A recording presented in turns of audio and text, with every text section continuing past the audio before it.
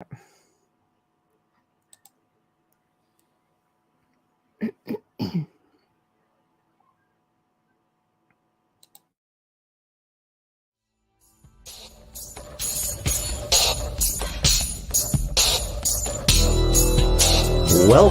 to the Outer Realm with Michelle Desrochers and Amelia Pisano.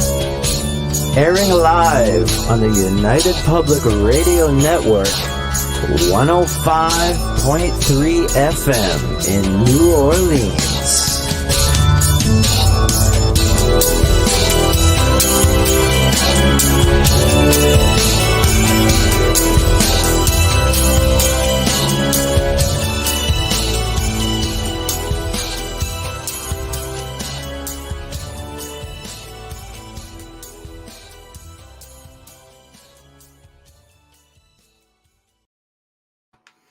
Good evening, everyone. Welcome to the Thursday night segment of The Outer Realm. We are broadcasting live here on the United Public Radio Network, UFO Paranormal Radio Network, and 105.3 FM from the beautiful city of New Orleans. We are fully sponsored by the amazing people over at Folgers Coffee, who pretty much is a part of The Outer Realm and have been with us since day one. So thank you, Folgers. We appreciate you so much. Also, big thank you to Dr. Snick, Justin Snicker, the sonic surgeon, for his voice and his music for our intro and outro. He's an award-winning composer of Halloween horror and sci-fi, dark wave electronic music, anything great for this time of year. So go check him out anywhere that you can find good music. Also, big thank you, Steve McGinnis, for our banners. Anything amazing that you see on the banners is courtesy of Steve McGinnis. So tonight we welcome for the very first time Ron Morehead, and he's going to be discussing his book TheQuantum Bigfoot. He has spent at least 50 years researching this stuff, super versed. I actually found him when I was watching Alaskan Killer Bigfoot, and his segment was mind-blowing, literally mind-blowing. So definitely had to check him out. So before we move on, wherever you are watching this show, please like it, join it, follow it, subscribe to it. We would really appreciate that. So thank you. Thank you. Hello, Bubbles. Hello. How are you? Thursday. Almost there. Almost there. I know. I know. My fan is kicking my butt here with wispy hair. So if you see me with my hands on my nose, I am not doing anything except trying to remove the hair out of my face. Oh, no. It's so warm in here. It was really hot today.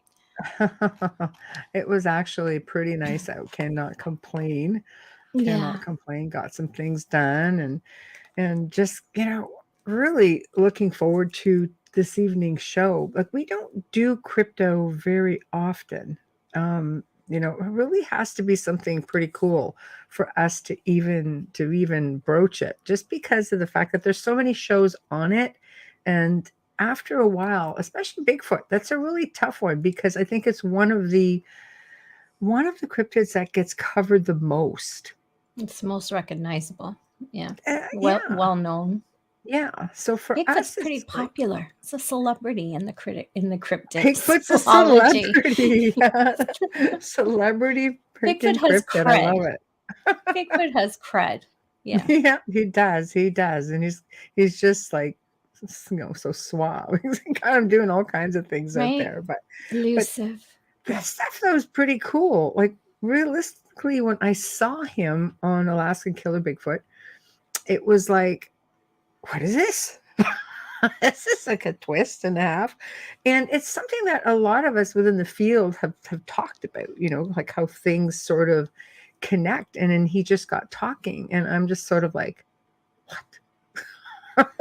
So definitely really interested in what he's got to say. Absolutely. So do you want to start off this bio? It's very much the salt of the earth for me. I was watching him on YouTube today, and I shared a few of those so that people could listen to the Sierra sounds and really hear what his work is about, because it's different than anyone. And I will go more into it right now. Ron Morehead has been known for decades for his worldwide research into the Bigfoot Sasquatch phenomenon. He is an author, researcher, lecturer, experiencer, and producer of the Sierra Sounds.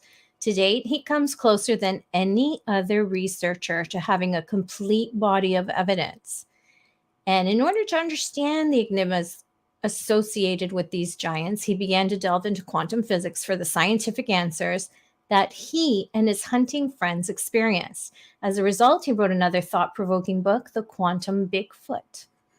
And that is the one that intrigues me. Now, I really like the Sierra Sounds, and like I said, he's been at this a really long time. I'm dying to hear, what prompted him in all of this. But I'll tell you, I just listened to some of those recordings, and it's fascinating. Like, you hear a lot of from all over the world. They all sound pretty similar, at least to me when I listen to some. Oh, here we go. Hello, Ron Morehead. I promise I will not call you Ryan. Okay. Stupid freaking phone, honestly. Just wanted to take it. I sent him an email, and he corrected me. I was like, what? What do you mean? And I looked, I'm like, what are you kidding? It's talk to text. No, I typed it. But when you click send, it goes, nope. I'm going to put whatever I want in there. What's that noise? Can you guys hear me okay? We can. Oh, good. Yeah. How are you? I wasn't sure if I was going to wear my hat or not. I thought I should wear my hat. Oh, I like the hat. Oh, no, the hat has to stay. That's right. The hat's nice. And I've been sharing all your clips today, and I have to say to you, out of everyone that we've ever had on, for me, you are the most salt of the earth. I find you so sincere and so kind and so genuine. I'm not saying that anyone was disingenuine. I'm just saying you have a different approach, and it makes it easy for those of us like me who don't know that much to not feel like, like we don't feel intimidated. You're warm, you're kind, you're sharing of your information, and you're honest. And I appreciate that. Thank you so much. Oh, well, thank you. You humble me. No, you're humble. You are very humble. But I'm watching clips of you, and I'm like, I am so looking forward to this because I don't feel intimidated. And I think it's a great thing for the audience like me that is just delving into it. Yeah. I'm trying to make my screen bigger. Let's see. Yeah, I've got a weird sound going on when I move around. I don't know what the buzzing is. I don't know. Let me just mute people. Let's see where it's coming from. Yeah. It's coming from Ron. Yeah.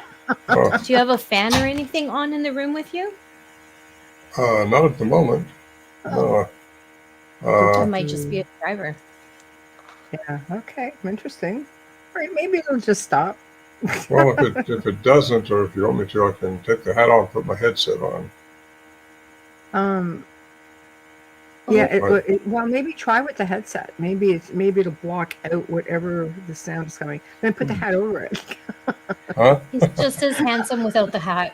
I know. You just have it. Let's see. What do I do with the headset now? Okay. I had it here just in case because I usually use. Well, I had another headset, but I actually cut the string on it, so I could put my hat on with it. I know how you feel. I go through all kinds of headsets here. Pull this earplug out. Okay.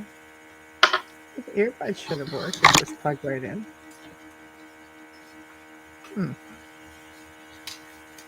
Yeah, I don't know. It's weird. Still buzzing around. He hasn't plugged it in yet.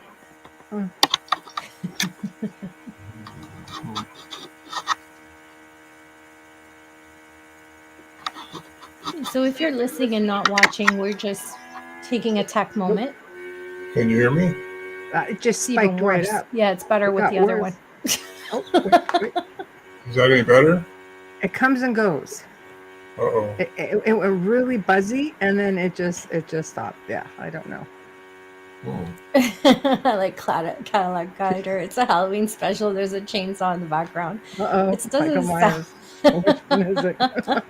It's just a buzzing. Yeah. Yeah. Okay. Is it loud in your ear?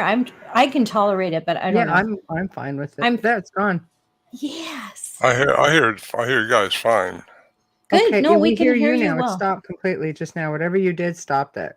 Perfect. Okay. Perfect. Outstanding. Okay. Wow. All right. Thank you. I can't believe we're on our show. There we go. So I really want to thank you for joining us. We were just talking about how we don't really do a lot of shows on Bigfoot because there's a lot of it out there. It's easy to get lost in it all. And then when I saw you, and I actually felt like, oh my God, there's something that actually makes a lot of sense.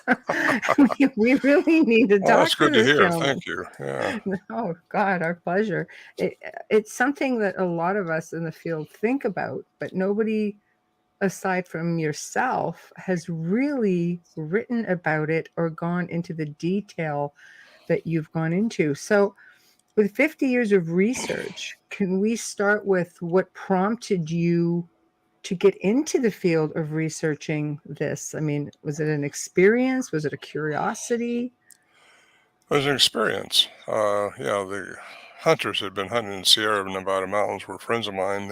I wasn't a hunter, but they went up there, and anyway, one of them got scared off with the sounds when he heard it the first time, and he just left a note, and he took off, and he came out and wanted the women, the wives, wanted to know what's going on because the guys were a day late now. They weren't coming out, and so he wouldn't go back by himself because it's really kind of terrifying for him. And Sure. so I went back with him to check up on the guys. They were okay, so they just had some things going on, so they stayed up there.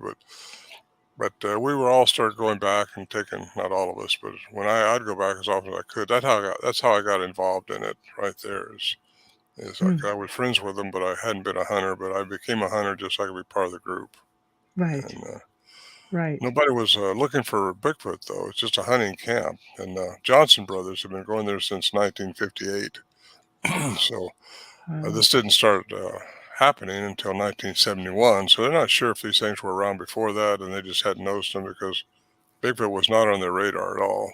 And, Oh, wow. and it wasn't on any of our radar until I started going up there. Then all of a sudden, it's on my radar. I want to see what these things are. Well, Find out no more about them. kidding. I mean, I've listened to some of the sounds. We both have. You know, we went through that today, and it's scary, but it's not. You know, like there's an actual communication going on here. Definitely. Yeah, they have a language we've discovered through the studies. That's the thing about the sounds. What makes it that I can be on here with you guys is the science that I have it done by from them. We had a professor of electrical engineering at the University of Wyoming study them for a year. Al Berry, he's the investigative reporter we took in 1972. And he fostered those studies, and they came up with a paper that gave a report on it, and it's inside, outside, below, and above the human range. So they have and by the way, the tapes were not manipulated in any way. That's the big deal because they're all cassettes. That's all we had in those days was cassettes. So, yes, but you can't fudge it. No, you couldn't. No, and they weren't anyway. But you have to have a professor behind that stuff to really give it validity.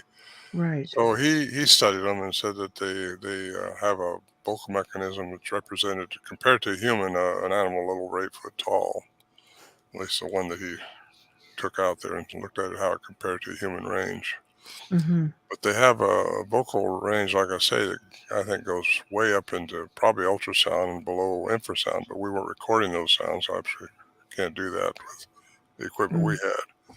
But now, since I've been looking into it for so many years, and a cryptolinguist actually got a hold of him in 2008, named Scott Nelson. He was trained by the military, the Navy, as a person to see if it's a sound is a code or a language of some type. And if it is a language, what does it mean? Is there any deception in it? That's what he did for his whole career in the Navy. He's a two-time graduate of the school, too, which is now a Department of Defense. And he's very qualified to do what he did. And he wrote a transcription and said, this is a language by the human definition of a language. That's kind of important. because only humans are supposed to be able to talk like we're talking now, with the hyoid bone connected to the muscle system into the brain and the nerves, and so you can say what you're thinking about, not just, it's not a grunt or a whoop or nothing like that, but so it's kind of unique. I get a lot of reports that say they hear this stuff, but they don't get to record it like we did. We've had the opportunity. These things kept coming back to our camp quite regularly. Well, I shouldn't say regularly, but more often than not during 71 through 76. And we was all recording, so we all had tapes, and all were just trying to get everything we could about them. Underestimating what we're dealing with, though. They were just really intuitive beings, and they're very smart, and they're not human, but they have a human component, I think. And I'll tell you how I think that. The reason I think that, I'll just tell you right now. Please.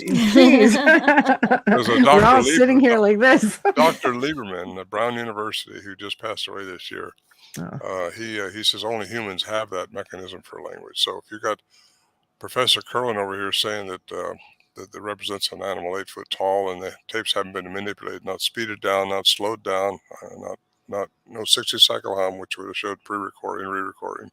None of that was going on. They were absolutely genuine tapes. And then you got Scott Nelson says it's a language, and no one's better qualified to say that than him, really. Right. Only a handful of people probably have the qualifications he has. It's not just a regular linguist; it's an art form, and it's not like a regular linguist. He's a cryptolinguist, which means he's trained to study those languages and study if it is a language. Says it's a language. So anyway, then you got Brown University saying that only humans have it. So that tells me right there that they have a human component to them. Right. Or we dealt with anyway, the ones in the Sierras. Don't think they're all the same. I just don't. Oh, that's interesting, because they all sound so. Well, easy for me to say. They sound similar when you look at different ones. Like when you listen to different recordings from different ones around the world that have been captured, there are similarities, I guess, would probably be the best way to put it. But I did hear something I found very unique, and I don't know if this is possible, but while we're on the topic of language, I'll put it out there. There's a group in Saskatchewan, Canada, if I'm not mistaken, and they keep getting interaction with a Bigfoot family up there. And they were getting back and forth interaction to the point where the one researcher kept saying, "My name is Mike, Mike, Mike," and he kept repeating it. And you could hear this other type of tone coming through that sounds pretty close to what you're describing. And it's going, Mike, like it's trying to, it said it pretty well. That's Mike Patterson. Yeah. He shared that with me years ago when he first started having it. And was this authentic in your opinion? Can they actually, was this authentic in your opinion? Like, can Bigfoot actually do this? Oh, they can do it. I just don't know if it's them or not, because I wasn't there, and I'm not witnessing what Mike was witnessing. But so I don't like to chime in on things that I don't know. No, of course, he did send him off to the cryptolinguist that I use, though, Scott Nelson, and because they were inside the human range of what little sound he sent to him, Scott could not attest that they were a Bigfoot, because he looks for things that are outside the human range and the morphine stream of words, which means a cognitive sentence like we're talking now. And Mike didn't have that. But that doesn't mean Mike's stuff isn't real. It just means that Scott could not verify it. Right. Okay. I had to ask because it's such a curiosity to me. And it basically lends a little bit, maybe to the theory with this degree of intelligence. We're not just talking about, and again, maybe this is just me speculating, but in your opinion, why don't we just put it, we'll ask this way. In your opinion, what is Bigfoot? Is he extraterrestrial? Is he interdimensional? Is he, just a being that's been here and managed to elude us all? Well, probably all of the above. Great. Yeah. Well, they aren't all the same. Like I say, I think, first of all, I believe in aliens. I believe that UFOs are real. Now that our government says we can believe in them, we can all believe in those things now. Yes. And really, I think these probably, whatever they are, many of them have been here since before we were here. as humans, as a Homo species, sapiens. Right. So I think some of them have developed, and some of them, if there is alien intervention into the genome of one of these primates, that would have given them the mechanism for language.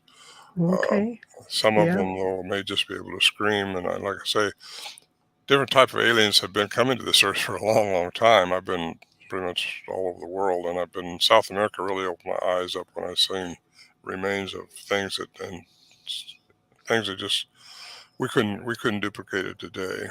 Right. The technology that they had then, which is thousands of years old, we can't duplicate it. It's just the structures that you see, the megalithic structures and all that in Paracas, Peru, and up around Cusco up in there. Yeah. Those boulders are put together just like a jigsaw puzzle, and there's no mortar, and some of them are way over 100 tons, and moved up on a 13,000-foot mountain. And when you see that stuff with your own eyes, it kind of opens your mind up and think, wow, wow, something's been here. That's pretty mind-blowing, for sure. And I think the troglodytes did evolve, and we may be a product of that, but something created us too. So I think we're hybrids, just like these may be hybrids. Right. Well, it would make sense. There's a lot of theories about certain, or humans in general, especially when, you can get really technical about it with blood types and such, but that they are said to have been tampered with. Why not other beings on the planet? Yeah, well, I just feel really firm about that those aliens have been here, and they're probably here now.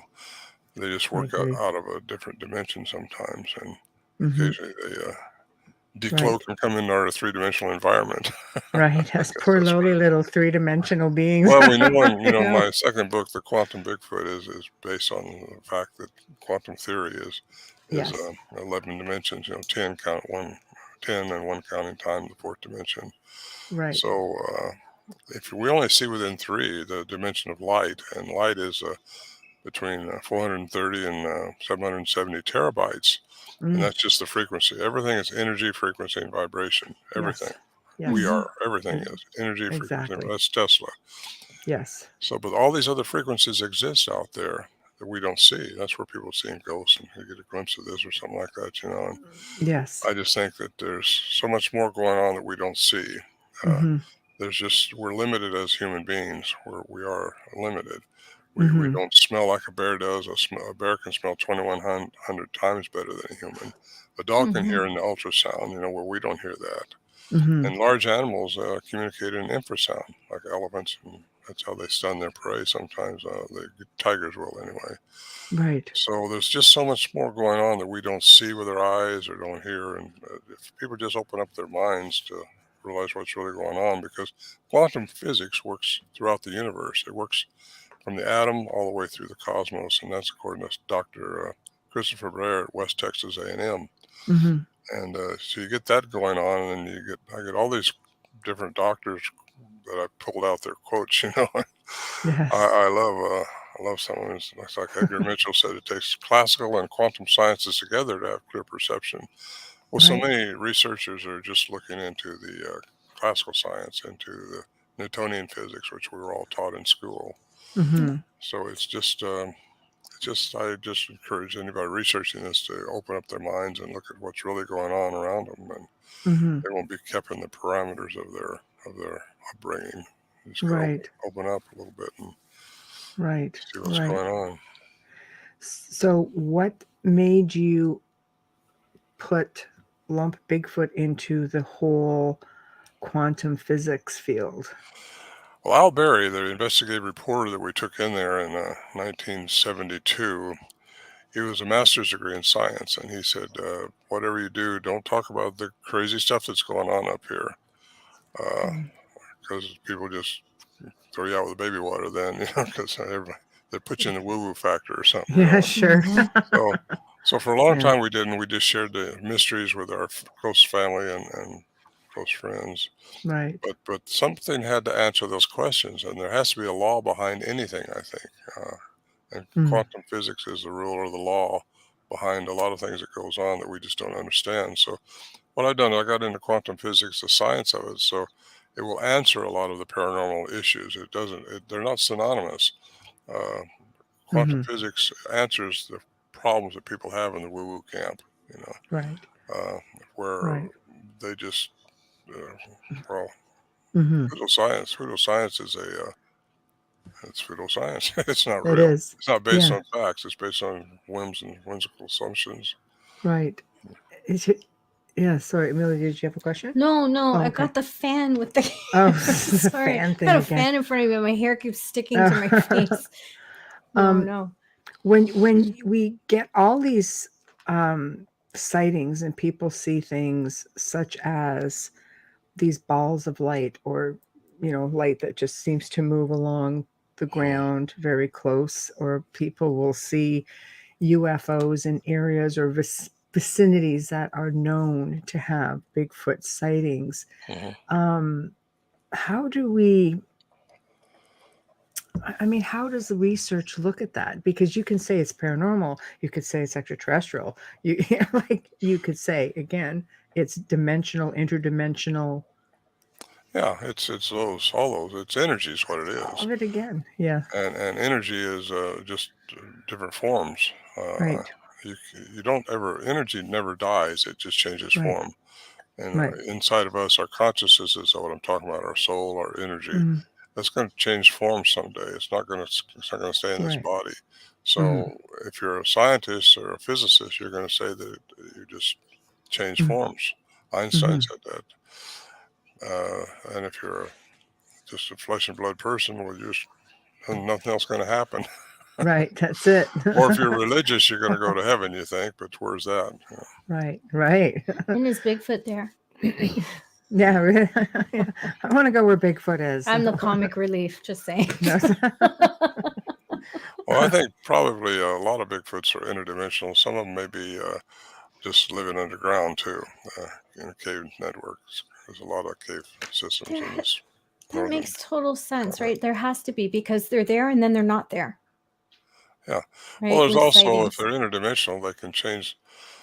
Okay, I'm going to get deeper now. Are you ready for this? Go for it. You got our attention. Paul Dirac at Florida, he says that Dr. Paul Dirac, he won the Nobel Prize in 1933 for antimatter. And that's where energy and matter are interchangeable. And matter and energy are interchangeable. Got it? That's so. If these things have learned how to find the frequency to change their matter into energy, they would disappear, or they would become into a ball of light, or just a ball. I've had some people witness these Bigfoots disappearing, and then there's a ball of light over there. So if they can do that, they could pass through things, because in quantum physics, when you get down to a minute structure of what we are, if you learn how to find the frequency, you can pass through things.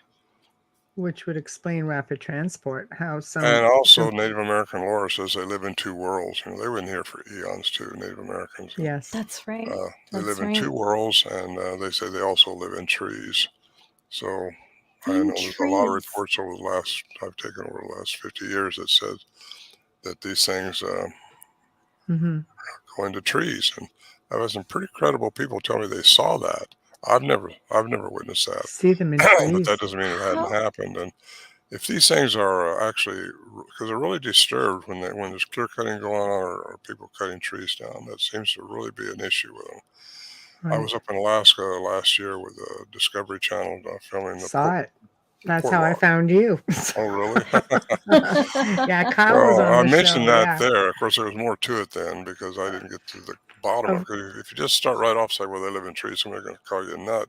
Right. You got to have something that makes it credible. And energy and matter are interchangeable. Right. And when you get that way, these things can change their matter into energy. They can go into a tree, they can go into the ground, they can go wherever they want to, into the fifth dimension, and not age anymore. Right. Not age like we do anyway. Right. That's why people who have these sightings are always dumbfounded, because it's there and then it's not. So they're questioning, am I really seeing this, or is it my imagination? Right. Well, Wow. there were 6 of us up there, 5 actually. One guy would go back. So Right. we were all witnessing this stuff, the strange stuff. I did see a UFO up there. I did personally, Right. and it was all going on when the Bigfoot stuff was close to us up there. And Right. but there's Yeah. just a lot going on. Sometimes we thought our camp was being tore apart when we looked out. As far as we haul these barrels in on our mules, and we Yeah. kept our food up there and our sleeping bags up there. That way, when we couldn't take the animals, we just walk in and Right. have our stuff there. I mean, that's pretty nice. Then you can stay several days, not have to worry about hauling my stuff out.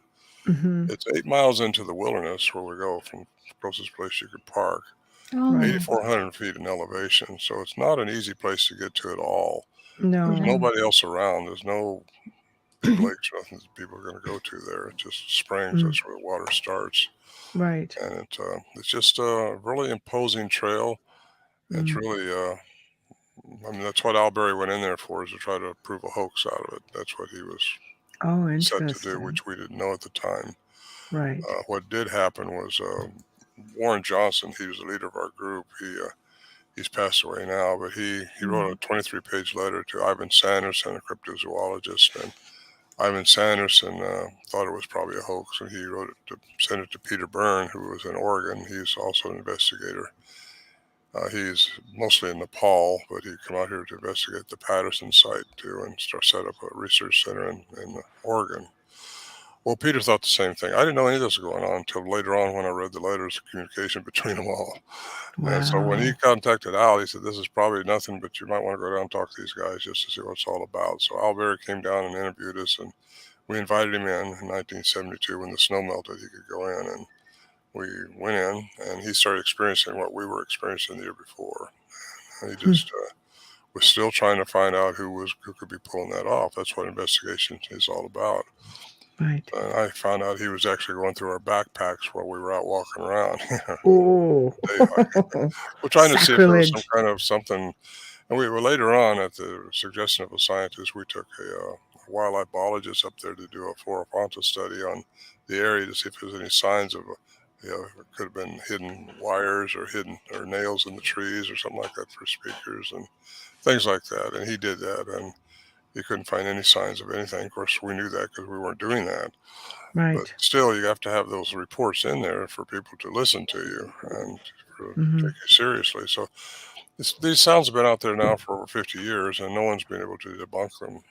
You got people like Joe Rogan says he can duplicate it. Well, no, he can't. No, he can't. No comment. Do it, Joe Rogan. I Do have it. challenged him publicly, just like I'm doing now, to just try it, because you got these voices stepping on each other, and they're Tell outside him the to bring human you on the range. show and do it. What's But that? he won't. He won't. No, he won't, because he can't. No, And he can't. First of all, you'd have to be 2 of you, because these things are arguing between themselves up there sometimes. And Right. at the No, time they're they were arguing, fascinating. I shared them. We didn't know if they were arguing over who's going to come in and eat us first, or if they want to look for the salt and pepper. We just didn't know, and didn't know what we're dealing with then. But we did underestimate them, thinking they're just a flesh and blood animal that hadn't been discovered. Right. But I got to tell you, now that I got into quantum physics, nothing is just flesh and blood. We are not just flesh and blood. We have a consciousness. We have abilities that we have not grown into yet. Mm-hmm. So there's a lot more going on with us than what we don't know how special we are. We're very special beings on this planet. Right. Right. Well, we're kind of being held underfoot too. Like I always feel like something is stopping us from using all of our brain matter, all of our, our consciousness. Abilities. There's something holding us back.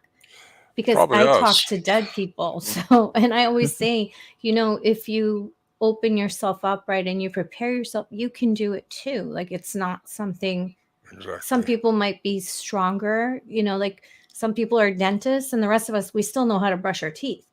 So it's the same kind of thing with intuition. Everybody has it. They just don't realize how good they can be at it, and they're not working on it. Well said. Well said. Thank you. And also, I get in my quantum book into the pineal gland has a third eye, and how that's a receptor, I believe, for Absolutely. if you learn how to meditate and balance your chakras and just be take all the things that are good out there. Just because it's a different religion or something doesn't mean it's from the devil or something like that. You know, No, too many exactly. people are out there worried about I've been demons called and many devil. names. I've been called many names, but it's okay. I think it's so fascinating. See, everyone listening, the biggest man in this field right now, Ron Morehead, is telling you he meditates and he opens up his pineal gland. That is huge. Yeah. Because a lot of people don't talk about that in the cryptids. They just talk about sightings, history, facts. But I love that you do that. Do you think that it makes it easier for you, and it's kind of like pulls you in to want to know more and try to communicate with them? Yes. Yeah. It will tell you things. That's how you get information, is that way. When you pray, you're asking for something. When you meditate, you're trying to receive something. A big element I try to get into is your pineal gland needs to communicate with your heart. Your heart has a brain. Your heart and your brain and your mind up here, your brain has to be in coherence with it, has to be balanced. You do that through your meditation, through your chakras, and balance those tones and things. And once you get that going, you become healthier. Everything works out better for you. Don't be a victim no matter what. Just never be a victim. Whatever happens to you is okay. And no matter how you think about it, there's a reason it happened. Where life is just about experiences, and how you respond to the experiences is more than the experience itself. We all have to learn to respond to the experiences with love and compassion, and not with anger, not become a victim because somebody done something to you. You're an old soul, Mr. Morehead. That's right. You're an old soul. That's how an old soul sounds. Yeah, that's true. Well, I am old, you know. No, you're not old. I mean, you're an old soul. You know, you understand that it's all part of something.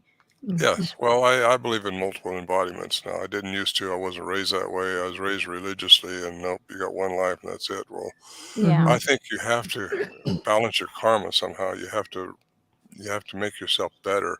You do that, but if you learn how to work with love and compassion throughout your life, you will raise your personal vibrational frequency, and that's how once you leave here, you'll leave to another dimension, a better one, or not. And I think maybe you got to respond. You got to learn some way, somehow. You got to learn. You got to learn the lessons that we're here to learn. Humans are very special. We get to go through these experiences, and we should appreciate them all because they're meant for something good if you respond to them properly. We're off the subject of Bigfoot, though. No, yes, I think they're actually pretty connected. I think that with Bigfoot, just from what you're saying, you know, they could be these interdimensional beings that are maybe they're here in a way to teach us things, but people fear. I think we as people, earthlings, we're taught to fear everything from the time, like whether it's the fear of God that gets put into you, you know, having to follow so many rules, like the government, life. Maybe if people didn't fear. Oh, you're hitting right on a button there. That's perfect. Yeah. Fear is your only enemy.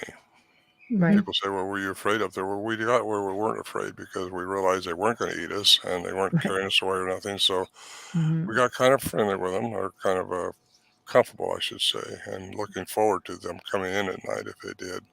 Right. And we just, I think your fear is what will hurt you anywhere. So if you can learn to control your fear, well, who was it? Theodore Roosevelt or somebody? The only thing to fear is fear itself. Fear itself. Nothing to fear but fear itself. Yes. And you find what you look for. I think Abraham Lincoln said that. That's a true. negative If you're looking reaction. for something that's going to stab you, something probably will stab you. So. Right. Well, Yeah. that's manifestation. Yeah. Oh, now you're into something even better. Right? We're How we manifest manifesting our everything we reality. got going on. We created our life. That's another show. I know. So in your opinion, then Bigfoot is nothing to fear. I mean, he's big, he's imposing. Well, I think you should keep your guard up. Excuse me, I shouldn't interrupt you, but that's okay.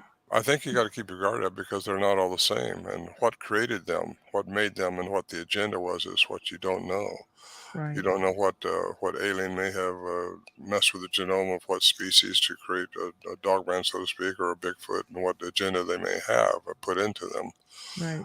Some of them I do believe are here to guide us, to help us. And again, that's another way. You can open up your pineal gland, you can listen to this stuff. And But you got to be on the right frequency, and they will try to guide you like that, I think, some of them.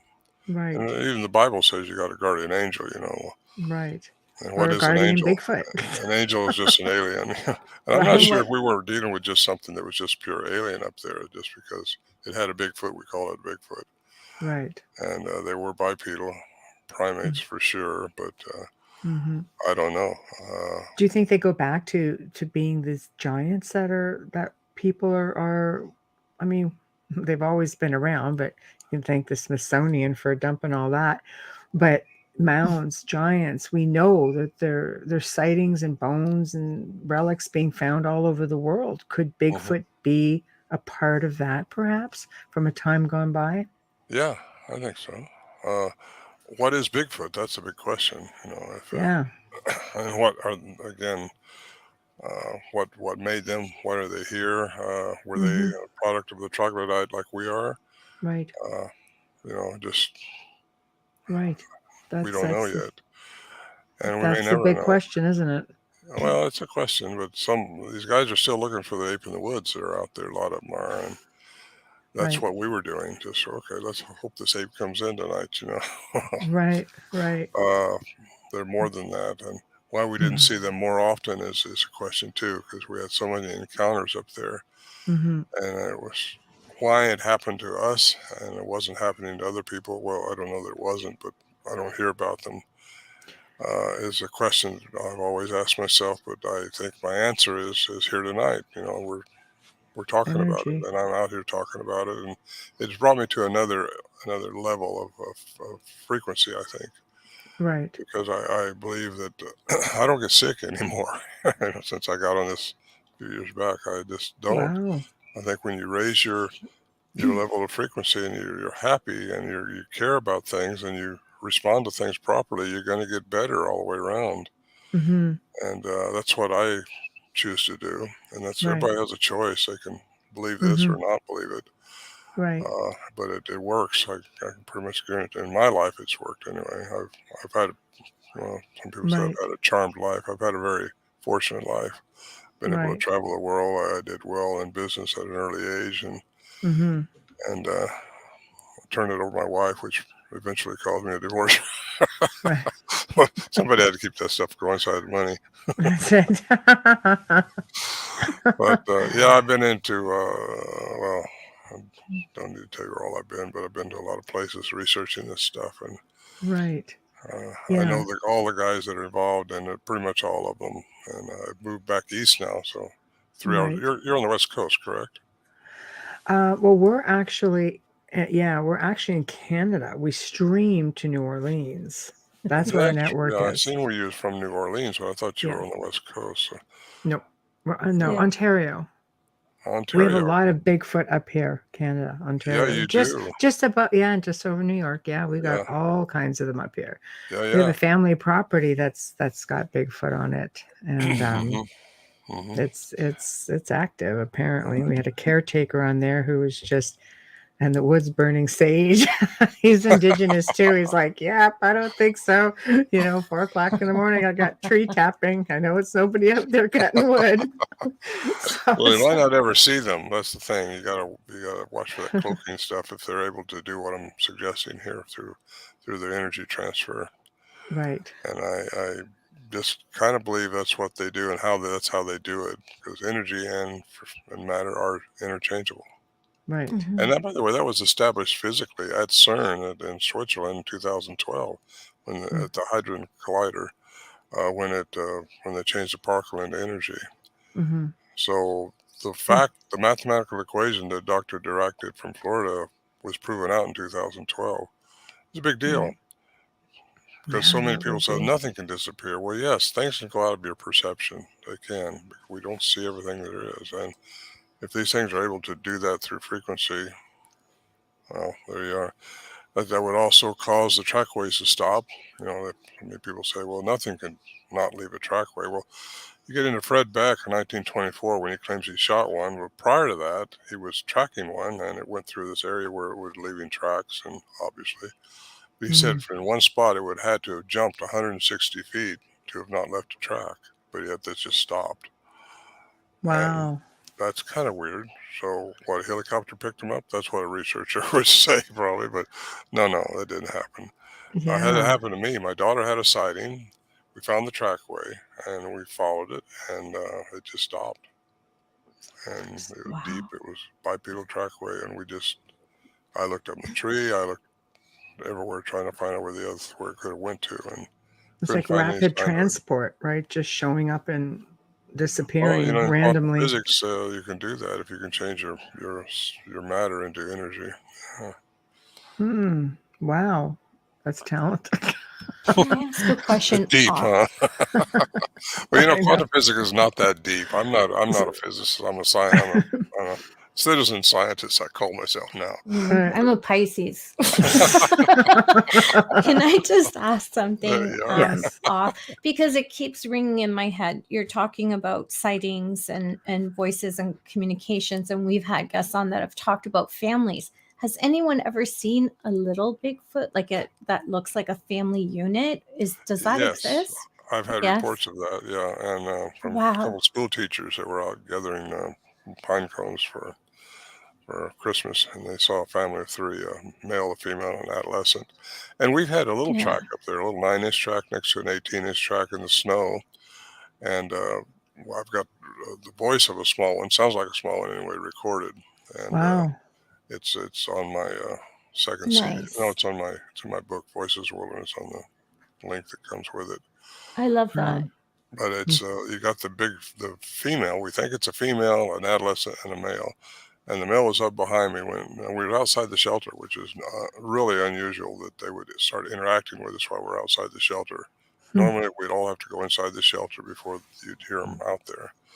But this time in 1974, when Bill and I and my packing buddy, we were hauling supplies in, and we got there, and that's the night when I started mimicking what I was hearing them. And they were asking me something. I don't know what it was, but it was one the female down below with the adolescent, and then that's when the big samurai cry came from behind me, and I got that recorded. And actually, Matt Moneymaker from the BFRO coined that. He said, "That's not like a samurai." And since then, I've had so many people say, "Hey, we hear samurai chatter." Well, you might hear it, but you don't see them very much, So, but I got to see that night, the samurai cry. I saw it go down through the trees with the other two. Right. And that was a thrilling night for me. Wow, I guess so. That's just exciting. Do you think maybe, you make mention that nobody else was having these experiences?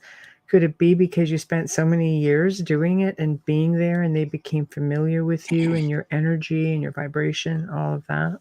Well, I think that's vibration got something to do with it, but the Johnson brothers had been there since 58. I hadn't been. I didn't start going until 71. Maybe they just liked you more.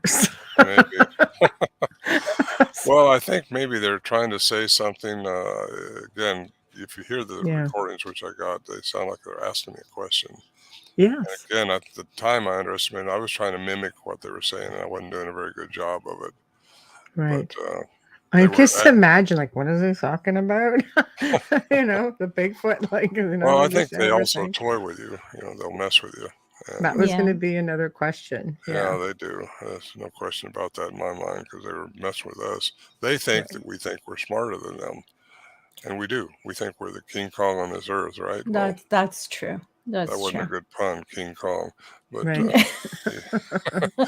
but they have it over on us in the forest for sure. And some people say, well, they're just good camouflage artists, or you missed something. But these recordings we have just cannot be denied. They can't be debunked. It's just, they are what they are. Right. And, which is fascinating. It's fascinating. Well, that along with the Patterson film. Now, the Patterson film, what I'm talking about. They can't debunk that either, can they? No, and it's pretty much established that it's real. And our sounds are certainly established as real. And it gives an insight into the nature of what we're dealing with anyway. Not all of them, again, are out there talking, but I've had a lot of people say they've heard chatter like that in the woods, but they didn't see anything. Right. Then a lot of people just hear a scream or a yell or something like that. But it's interesting because a lot of people also say it sounds all-encompassing. Like when they start hearing it, sometimes it's like it feels like it's all around them. Well, sometimes it is. Like a really good speaker system. They'll also say they hear their dog's name being called when their dog isn't with them. Okay. Things Wow, like that. really? Oh, that's And, telepathic. well, something. I think they can entangle your brain Yeah. if you're on the right frequency, and they can Right. get on that same frequency and work on you. So They also say they hear these things following them in a trail in the tree line, and they don't see them, but they hear them by people. And then they stop, and that thing will stop. A lot of reports like that. they're Right. probably sitting back in the forest laughing at us. Well, probably. Watch this one. Look what I'm going to do to this one. Let's see what we can make the human do. Let's see how Yeah. fast you can Let's run. see how Probably fast I can get maybe them to they're circle breaking in this their area. young, because I think when they have their babies here, they're young. They have to raise them in the three-dimensional environment until they've taught them how to mess with humans and how to be what they really are. Common Sure. sense. That makes total sense. And I had a deputy one time tell me he was watching a family of three one time at a distance through binoculars, and the male and the female were pulling branches off this big pine tree and were wiping out their tracks and showing the little one. He thinks that we're showing the little one how to cover up your tracks. Oh, really? That's weird, Wow. but I didn't see that, but he reported that to me. I've heard that they build nests for their families with the branches. They what? I've heard that they build nests. One of our guests, I don't even remember because we've had so many. This was a long this time was ago. 2 years ago when we Yeah. first started, and they said they built nests, and I said that's interesting, but it's kind of weird because if they can go in and out, why would they need something? But now that you said they raise their young here, Well, and they may not all be the same. I mean, some of them may That's not go true. in and out of dimensions. really, There are nests that they claim is done by something that's not a bear. And I No, know these guys larger. from the Olympic Peninsula that found these nests there, Mhm. and Interesting. they're pretty firm that there was some kind of dropping things here. Yeah. But again, somebody says if you don't see what done it, you don't know what done it. But Mhm. that's Right. kind of true. But still, that's why that 974 was so important to me, because I got to see what was making the sound. Up till then, we only heard what was making the sound. Mhm. Or you got a sighting like my daughter had. She's had 3 sightings, and Wow, and that's it's just incredible. well, it's a unique spot. Either of you saw the Missing 401 by David Pilates, The Hunted? Oh, I I've watched it researched twice. it. Yeah. Yeah. I've You researched seen the it. light bar that went by? Mhm. And I got about 15 minutes in that Missing 401, The Hunted. Oh. And I took David and his filmer up there in 2018. They reproduced what we witnessed up there, which was this light bar going by us, and wasn't streaking by, it just floating through the trees. And we watched it for quite a while until it just went out of sight. Essence. Yeah, I remember that. You don't know what to do with that because you don't know what its intentions are, but it's a form of energy of some type, and it's definitely controlled. Right. And I haven't seen paranormal any field's little going to want to call elves it riding on it or anything. or unicorns. But see, the paranormal field's going to want to call it a spiritual orb. And then you have it. But I'm with Michelle on that. The essence, maybe they're just going in between dimensions, and that's what you You're caught seeing with all that essence, light. maybe. Well, Right? just orbs themselves up at the Montana Vortex. My friend Joe Hauser owns that, and you can go up there with a camera any night, just about any night, and go out there and the camera's eyes will see more than your eyes will. Yeah. And Sure. Always. take a picture, and you'll catch an orb in it. Well, I've done that, and we've blown it up, and I've seen an image in there. Right. So it's got some kind of meaning to it. It's not just a reflection off your camera or Right. dewdrop or something like that. No. Well, with some of them, for sure. I mean, so many things can be orbs, dust, pollen, moisture. You have to be really careful. You can tell the intelligent ones, though, that are coming in and out with faces and characteristics, and they're doing different Tails. things, and Yeah. they're not just floating up in the air and disappearing, Or just spinning in the air. No, They actually have a direction, and you can Yeah. see that there's intention. Yeah. Yeah, Oh, exactly. We get a degree lot of intelligence. pictures. Well, the Johnson brothers had orbs following around up above their head up there one time. Wow. Very The size cool. of their head, just Wow. following them. That's Actually following them. massive. That Right. could be ET for all we know. Well, it's a curious area where we are. Mm-hmm. I had a lot of people wanting to go up there. David is the only one I've ever taken up there, well, besides the cryptolinguist and wildlife biologist. But he Right. wanted to do a filming, and no one's ever done that before. And I'm so glad I let him do that because I almost didn't. But he's a good man. I've known him for a long time. That's David Paulides, who Missing 401. I love that series. Yeah, I watched it twice. I'm going to see him about 2 weeks in Oh, Scottsdale. tell him He's we got a love UFO him. film coming out. Does he? Yeah, Wow. and he's doing a premiere showing for some of the people down there. So he Oh, invited that's me to it. excellent. Wow, that's Good. phenomenal. That'll be He's- something good to watch. He's good at a what good he man. does. Do you Yeah, think there's a he's good at what he connection? does.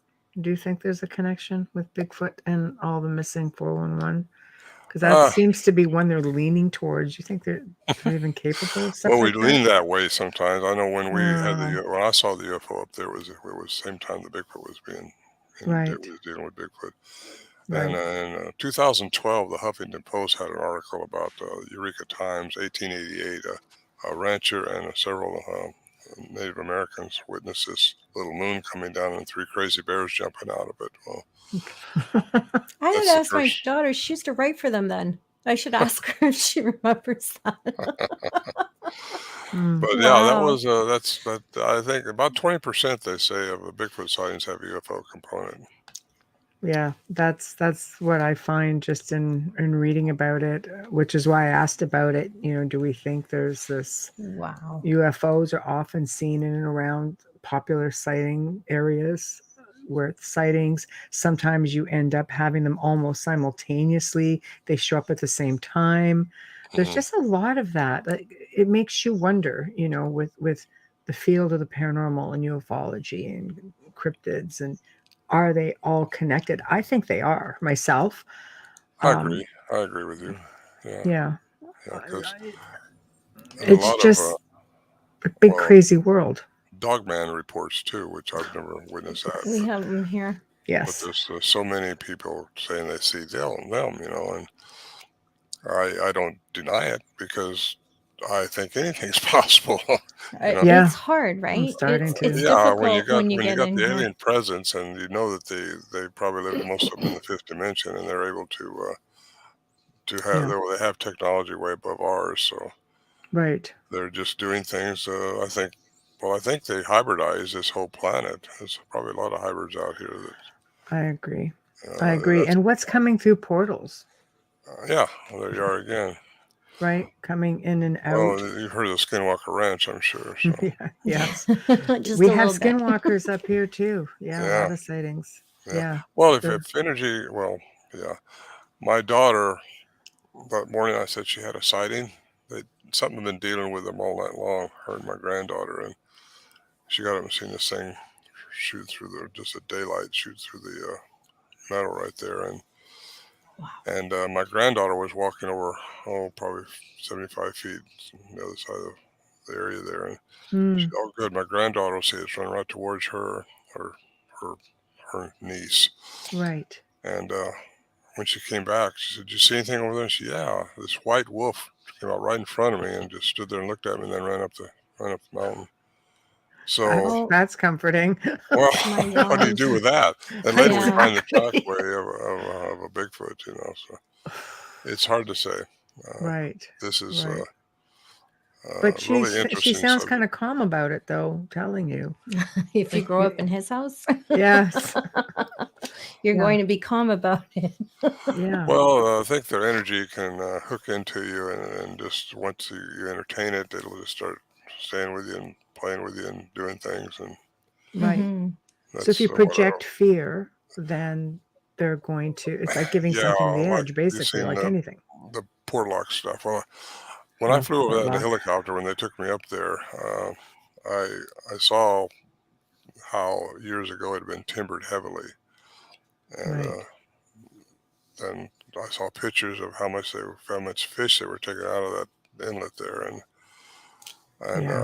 I read where they've been mining there too. Well, I got a feeling they were encroaching too much into this area where these things might have been, and that was causing these things to probably get angry like they do when you go cutting trees down and stuff. And I told them my suggestion is just show respect for the property because they want to re-habituate it. Right. And they wanted me to tell them if they could or couldn't. I can't tell them No. that. Yeah, No it's pressure here, hard. right? Do Yeah, you come back. think do you So I think it said, if you should be just avoided? respect their territory, respect the area, and don't Yeah, overfish it, don't start timbering again, and just right. respect it, and you'll probably get Live along. with them, And I said, come back basically. without the filming crew, just 3 or 4 of you, and stay here. They didn't Mm. do that. Well, I know Kyle was on the show, and he said, you know what? He goes, I never thought much about it one way or another. He goes, but after filming that segment, like that series, he goes, it made a believer out of me. And he had said, even in like communicating with him afterwards, it goes, when Ron came up, he goes, that was it for me, man. Because I knew at that point he was really sweet. We were dealing with something big. Yeah, and there's something up there. intelligent. I firmly believe that there's something there. And Kyle's a good man. I like him. He was really down to earth. He's the only one to carry a gun. I know. He's stick Well, with that's the what guy he's there with the for. gun. He's an outdoorsman, and He is. they had to have somebody like that there. Oh yeah, it was nice to get his perspective when he came on the show, because he just said, this is what I do. This is why I was there. Right. He goes, I didn't think anything of it aside from, no, I'm here to do a job. Yeah, keep them safe. Oh yeah. He goes, it was an eye-opening experience. He goes, now he goes, I go through the woods someplace. It goes, have you heard? I wonder if we're going to do another series on that, or do anything about that. I think they're trying for season 2. I hope they get it. Well, I know the production company called me wanting to know if I'd go up again if they got the funds to do it, and I said yes, I'd love that. Oh, I like Alaska anyway. I've been up there quite a bit in my airplane. It's beautiful, isn't it? So many things go on there. It's a place of mystery just on its own. You have the Alaska Triangle. It's a huge area. I mean, I've flown over through Canada, and you go for hours sometimes and not see another road or anybody. Wow. It's last wilderness. Yeah, it's really nice. Well, it shows you that there's places that these beings can very easily disappear in and not be found if they don't want to be found. Yeah, that's true. We have all these underground caverns and thick forests. I know throughout Western Canada, it's the same, all the way through Alaska, Washington State, coming up the top. Like, you can get lost for forever. Yeah, you can. It's unexplored. Well, I flew into Toba Inlet one time, landed there on the riverbed, and with Peter Byrne and Al Berry, and we was doing a little expedition up in the canyon where supposedly these things were. And I don't know why I brought that up. We had a couple of helicopters on standby over in Campbell River. We was going to find. Oh, that's another. I went there twice. It's not this other time I went there to go into Toba Inlet. But I've done so much of that stuff. Sometimes I get the years mixed up. But I know when I went up there to study the Toba Inlet, it was 1996, I think it was, and I landed in Toba right there, and I kind of. And I think we all did. We kind of debunked the total story that Osman was saying. Not that it wasn't true, but it wasn't where he thought it was. We could not find the bowl that he said he was in. And I flew over that place all day long, real slow, looking for where he could have gone. And we dropped down to where he was. He said he saw the ships in the harbor. And, you couldn't. And from the altitude he said he was at. I think he was in a different inlet. There's all kinds of inlets up there, and it just didn't make sense. I talked to John Green about that afterwards, and he almost thought he thought I was calling the whole thing a fake, but it's not a fake. It's just he was confused on the inlet. On where it was, yeah. Yeah, I think, and we all thought that because we studied it pretty thoroughly before we ever went up there in my plane and to see. Right. Well, can we get to a couple of questions before we move on with? Oh, I'm sorry. Some of ours. No, don't apologize. You'll find here it's very round table like, and we all just sort of blend. Like right now, we're the students, you're the teacher. We just like to go with the flow. We're really relaxed, but people seem to like it. So good. How can I make my screen bigger? That's what I want. I can't see who I'm talking to. I can't see you guys very well. Oh no, terrible. Oh. Okay, Amelia, can you? Yep, I've got this. Okay. Hi, Tamara. Tamara asks, what has been your most unnerving experience while you're in the field studying Bigfoot? Me? What's my most unnerving? Yeah. I got to tell you, I don't think I ever got unnerved, ever. I like I that. was just going to say. I've learned to control my fear pretty much, and I really, I've been up there by myself even, and yeah, which is not a good thing to do, but I did. Right. Because I thought I might be afraid, but I went up there just to show myself I wasn't. Right. But I got to tell you though, that was 2011 when I went up there by myself last time, and that's the last time I heard him chatter. And Scott Nelson and I, the cryptolinguist, we had been up there 3 times that summer, a week at a time, and couldn't pin it down for sure. Had things happen, but nothing definitively. Well, he left to go back to his teaching job. He took foreign languages in Missouri, and I thought, well, I got to find out if these things are still around because we didn't have anything significant happen. Nothing that you could, like I say, really call a Bigfoot. I have to have some pretty good corroboration going on before I'm going to say that's a Bigfoot. I went up there by myself. I had a guy lined up to go with me, one of the kids of one of the guys I used to go up there with, and he backed out the last minute, so I was going to go by myself. I was in good shape from the trips I'd made with Scott, and went up there, and yeah, that's the closest I guess I came to being a little bit concerned, because I didn't have anything but a little 38 with birdshot in it to scare the bears away. Right.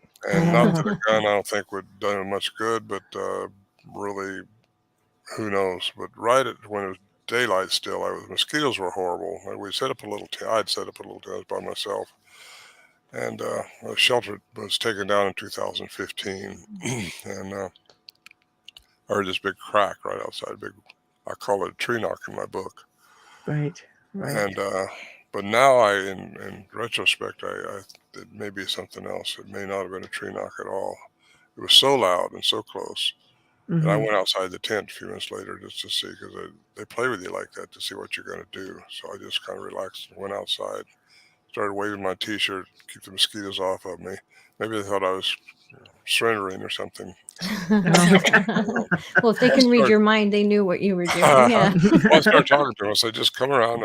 I'd probably sounded crazy up there by myself, but I said, just come on, let me see you. I know you're here. Let me see you. I want to know more about you, and I want to understand. Nothing. So it started getting dark. And I thought, well, I'm going inside that tent. So I went in there and checked my tape recorder out, made sure it was working, brand new lithium batteries, everything going fine. And about 10 o'clock that night, it was dark, and all of a sudden I hear this chattering going on down a ways. And there they are. That's them. And I tried to turn my tape recorder on, and the battery was dead. Oh, great. Well, they do that. They can drain your batteries. So it's just like spirits. Energy. At the same spirit energy. At the same time, I hear this pop right outside the stove there. My tent was about 15 feet from the stove.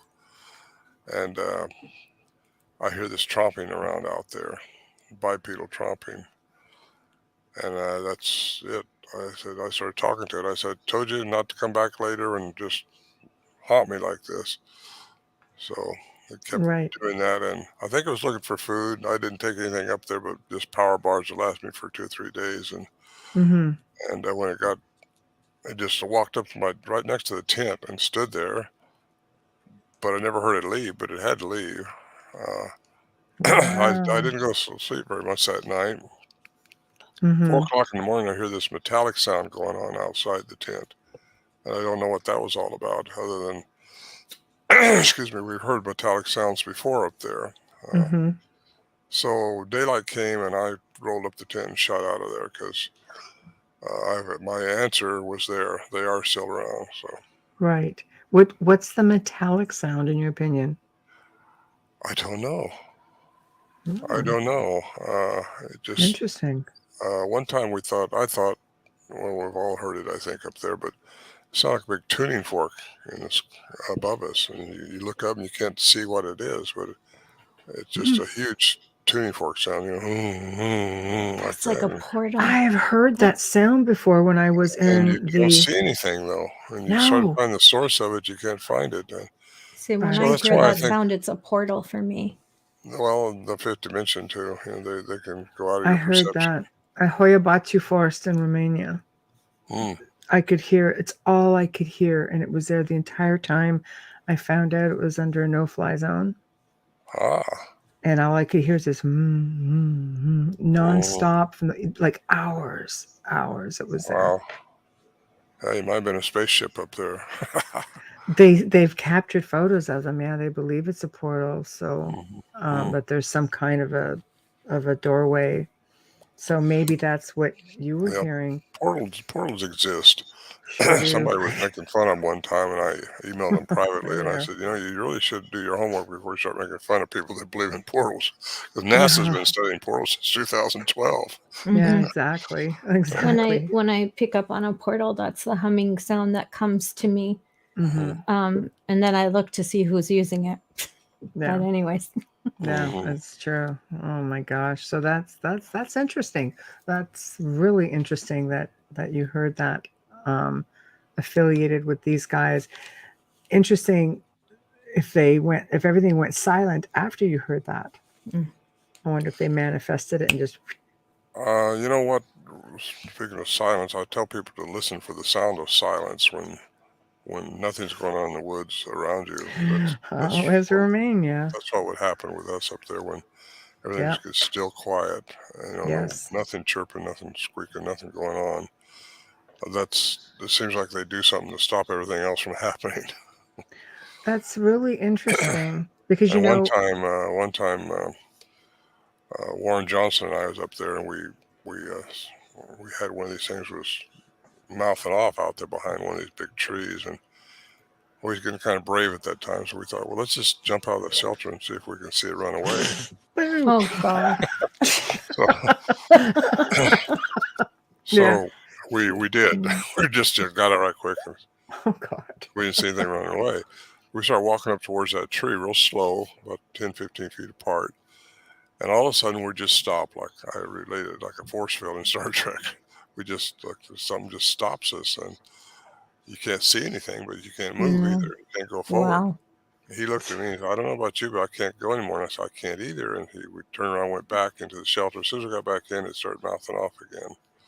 I call it mouthing off. It's their chatter they do, They're chattering, they toyed with it. So I asked a scientist about that later on. He said, well, we can't handle your fears. I said, we were not afraid at that time. We just wanted to see one. And he said, well, it's either pheromones or infrasound. So I went with infrasound because that does affect humans. It's below what we can hear, but it affects you. Yes. But then now that I'm pretty sure they have a human component, I've wondered if maybe it wasn't pheromones, but I'm going to stick with infrasound because that makes more sense to me. Infrasound would make a lot of sense. I know in Romania, aside from that humming, droning sound, there was no animals. There was no birds. There was nothing in there. Everything just went. I mean, there's nothing. Silence. Yeah, it's weird. Can you imagine all this time we've got Bigfoot just messing with us, so we had no idea. They do mess with you. I got to tell you that again. I've said that before, but they mess with you. They're messing with us. We could try to set up a camera trap up there. We've done that several times. But trying they to get know. a picture of one, and where they're coming in after food, you set up the camera trap with a black thread up there on this old 35 millimeter camera and try to get them to trip it. Set it up about 6 foot high up there. They'll go around it like they, well, that takes some intelligence and some intuitiveness. But if they're telepathic, you're sitting there going, okay, I'm just going to hook this up over here. They're like, okay, where is that hooked up? We're not thinking that way then. We're just not. We're still thinking they're just a unidentified ape in the woods, Right. Yeah, you almost have to just try to blank out your thoughts if they're telepathic beings, because it's so easy for them to mess with you if you're pretty much giving it to them. Well, they won't take over you unless you let them. Yeah. that they might try to communicate with you. A lot of people say they have mind speak. People have asked me, "Did you ever have mind speak?" Well, Yeah. I wasn't listening for my mind speak. We weren't trying. I'm very analytical, Right. and Right. if something happens that I can't explain, I try to figure out what made me think that, Yes. or it might have been something. But there's things going on we don't see that does mess with you, and I have that happen even today. And, I mean, currently in my life, things happen that when I'm asleep, I'll wake up when something's there, but we won't get I'm into not all that. surprised. You can't spend time out in the woods or out in places like this where there are potentially, portals, vortices, things like that, especially in the triangles areas. You can't spend time in places like this and not think you're going to get some kind of contact, because they're used by all sorts of different beings. And with ET, like we were saying, like how many of them are actually here? We all assume they come from the stars. No, I'm pretty much thinking many of them are leaving here and going for a little jaunt up in the stars and coming back. I think a lot of them live under the water too. Yes. They create their own environment. The mountains everywhere, like they're just Yeah, there. but the Montana vortex I mentioned earlier, Joe Hauser and his wife Tammy, they see UFOs quite regularly up there going into Columbia Mountain. Montana's on my bucket list. It's so beautiful. Right. The thing is, when they see them, they go into the mountain. They don't just stop there and hover. They go into the mountain. They go into the mountain. And I heard Yes. the same thing around Shasta, Yeah. See, Disney had something. Get me started on Disney Mount had Shasta. it. He knew. Oh, yeah. Mount Shasta's got a lot of things that surround it, bases. A lot of people just can't handle this kind of conversation just because it's so weird. Because how does anything you're in do good company. It's all a good weird. Well, you got people listening to this, fun. so probably don't you? No, our listeners are into it. That's why they're here. Yeah. Oh, yeah. Well, if I got any more questions, go ahead. 2.5-3 million people going, yeah, we're into it. Okay, here's another one from Tamara. How many different kinds of Bigfoots do you think there are? Or is that I guess asking, you got to like, ask yourself people? how many types of aliens you think have been here. So it's the same kind of perception. Yeah. Nobody knows. I don't know. I know I've been in Nepal. I've been into, let's see, well, those all got their stories. Australia's got their stories. Nepal's got their stories. Yeah, they've all got their stories. China's got their stories. So I don't know. I mean, that's just the easiest answer I can think of. I've seen a pretty long list of Bigfoot names from different countries. There are many. Well, yeah, there's like 600 different names for Bigfoot. Is the Yeti just a different type of species of Bigfoot then? Yeah, I think so, because they're smaller. I know when National Geographic did their study up there above Bhutan in 1914, I think it was, 2014. Mm-hmm. We took a geneticist up there, and at 17,000 feet, they found a trackway, humanoid, barefoot, something walking through icy snow up there. Well, they got some eDNA out of it, and the eDNA is environmental DNA. Right. And it came back a couple of years later as being part human. And that rhymes with Melba Ketchum's report. She said there's a human element in there. Well, most academia, in fact, just all academia, just put their thumbs down at that. They say, well, it's got to be contaminated if there's a human element, because nothing's human except us. Right. Well, they're wrong. Yes. They don't know that for sure. That's a terrible... Well, there's 227 billion samples in the gene bank, and it couldn't be matched with anything. The nuclear DNA couldn't. Now, the mitochondrial DNA, which is the female side, that's what had the human component in it. Mm-hmm.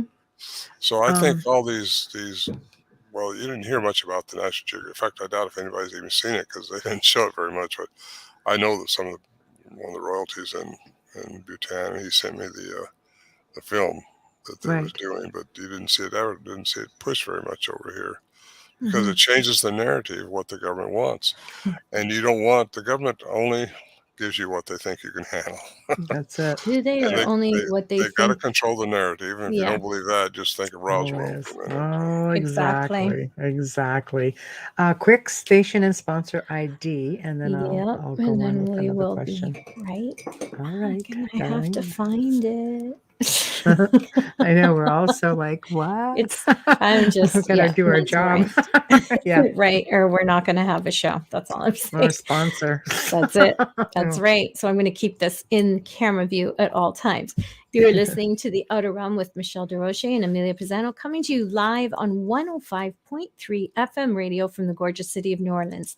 Tonight's special guest is Ron Morehead, and we are discussing his latest book and all of his evidence over the years and all of his research, TheQuantum Bigfoot. A shout out and a thank you to the amazing people at Folgers Coffee for fully sponsoring our show from day one. Thank you for your support and your continuing sponsorship. I said I'd keep holding that up, and I will. A huge thank you for our intro and outro to Dr. Snick, the sonic surgeon, Justin Snicker, award-winning composer and musician. You can find his music on Amazon and Bandcamp, and follow him on Facebook and Instagram. He's dropping clips of his latest album. There's still time to download for Halloween. Stream or listen to our archives on the platform that you normally listen to. Please remember to subscribe and like us. And all you have to do is search the United Public Radio Network and then The Outer Realm. And you can find us on any of those platforms. And if you're watching us on YouTube right now, hit that like button and subscribe, please. And thank you. There we go. Okay, so I don't know if this is something you'd have an answer to or not, because we've talked about different characteristics of Bigfoot. I just it came to mind when we were talking about Nepal and the Yeti, Russia. You've heard of the Dyatlov Pass, right? Yes. The missing people from Dyatlov. There's a really big controversy because they went looking for who they call the snowman, of course, being Yeti. And in their journal, it said the snowman lives. They believe they captured it. A little bit of controversy because in a photograph, it could have been, a military uniform from afar as well, that they were being followed around. Do you think that they are capable of causing that sort of carnage? Because, again, it depends on which one, what they're designed to do, what their agenda is. Right. Some of them say they're cannibals. So you got the Paiutes in Lovelock, Nevada, who claim they were cannibalistic giants, and they, drove into the Lovelock Cave. But I think probably some of them have that agenda. That's why I tell people, keep your guard up. Don't think they're all going to bring you a piece of cake or something. Right. So in Portlock, it would be the same. I mean, they're right up along the unless they were out there shooting them or shooting at them, that would have pissed them off probably. Yeah, I could see that. So let's say we decide, okay, I'm going in to I'll use our family's property just because I know there's a potential. So I'm going to get a bit of self-preservation here.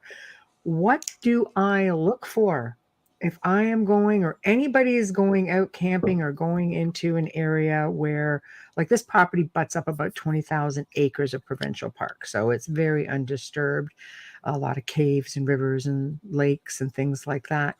So we're going into the woods. Mm-hmm. Shit goes down. What are we looking for? Well, you can't make something happen to these things. No. You got to allow it to happen. And you do that just by being still. In my opinion. And when this happened in 1974 with me and my friend Bill, we've learned just to be still when they start making their sounds or cracking rocks or cracking wood or doing something like that. They do that to see what you're going to do, I think, and just ignore them. So I think if you're going to go in the woods, rocks at you, which they're said to do, right? They shouldn't do that unless you're encroaching on a place they don't want you to be. Okay. That's good to know. Just note to self, don't witness something like that here. Next time you go note to self, don't infringe on Bigfoot space. But I think if you just go out in there, don't go by yourself, take another person that's on your same level you are and with thinking about these things, and just be still and to have fun. Try to just have fun. Set up a camp and go to the same spot each time you go back, and go back as often as you can, and just don't try to make it happen. Just wait for something to happen.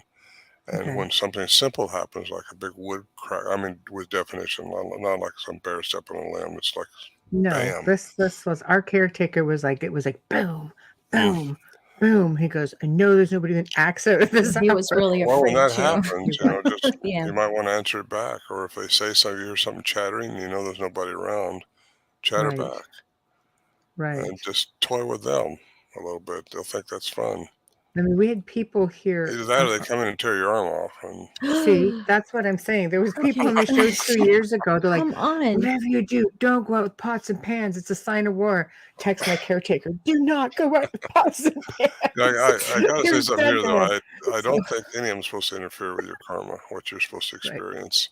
Right. We're supposed to evolve on our own without Right. influence. So I don't think anything's supposed to do that to us. We've been given dominion on this planet. We're humans. We're very special.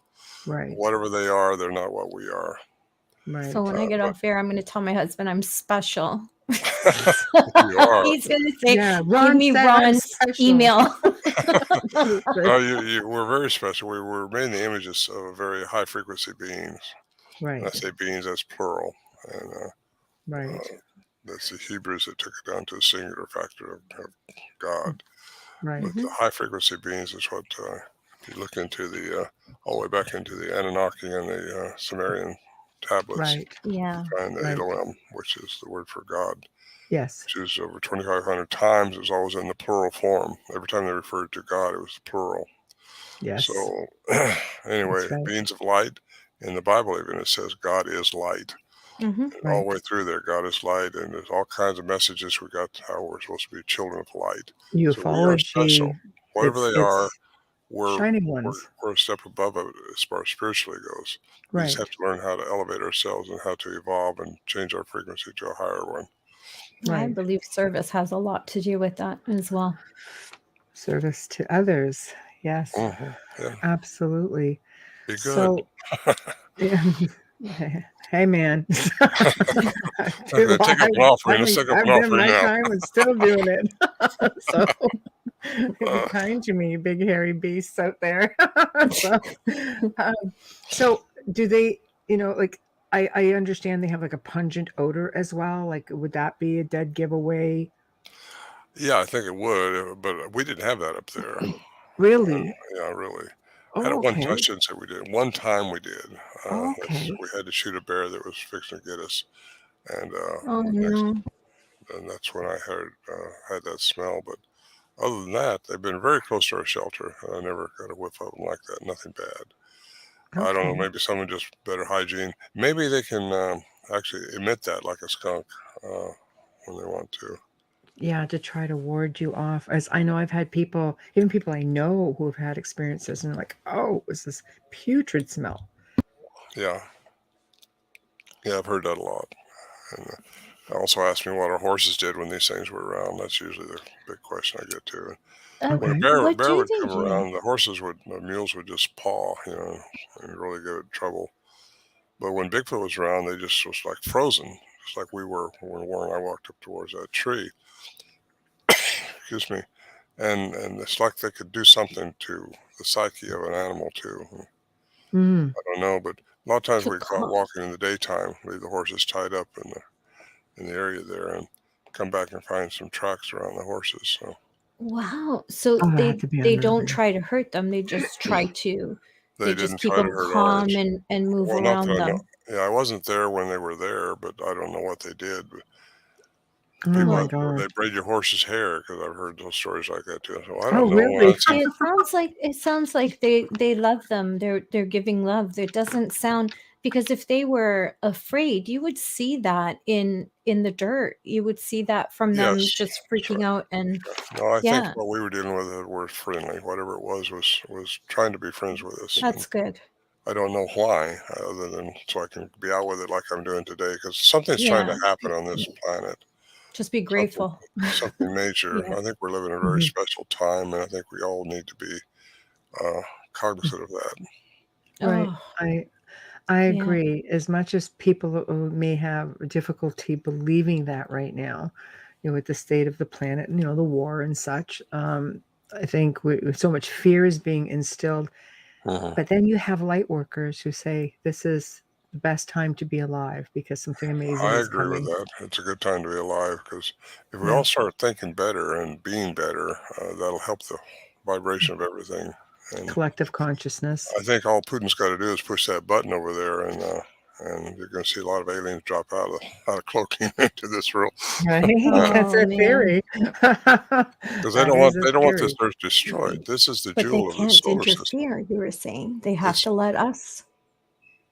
this is a Yeah. beautiful planet. I mean, we got everything here, and it's got everything other planets in the solar system don't have. Mhm. And they want to be here. And Because it's not just about us. They've been here longer than us. Like I yeah, said, we're not the first kick at the can civilization-wise here. You know, I think we're we were made better than what we are now. We've right, lost that somewhere along the line. Also, right. some of these Yeah. Bigfoots have been diluted down, I think, by indigenous crossbreeding with indigenous people. Really? Native Americans have a lot of stories about that, as far as them taking their women.